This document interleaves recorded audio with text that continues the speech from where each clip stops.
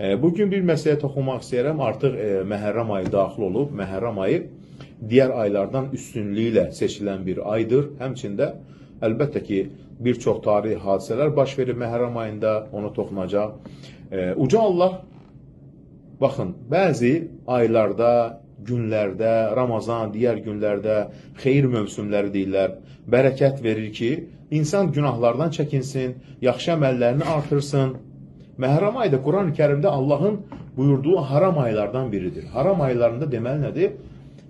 Zülüm daha şiddətlidir, günah daha böyükdür Allah dərgahında.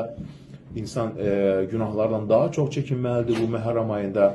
Allah Teala buyurur Tövbə surəsində, doğrudan da göyləri və yeri yaratdığı gündən bəri Allah yanında ayların sayı 12'dir.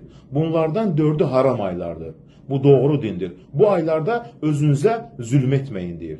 Ona görə Peyğəmbərimiz sallallahu aleyhi və səlləm də buyurur ki, zaman Allahın göyləri və yeri yaratdığı gündəki halına qayıtdı. 1 il 12 aydır. Bunlardan 4'ü haram aylarıdır. Haram aylar Rəcəb, Zilhiccə, Zilqidə və Məhərrəm ayıdır.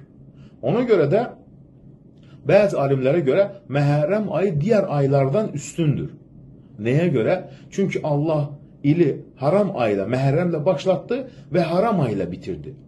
Ramazan ayından sonra il ərzində Allah qatında Məhərrəmdən daha üstün bir ay yoxdur, deyir Peyğəmbərimiz sallallahu aleyhi və səlləm.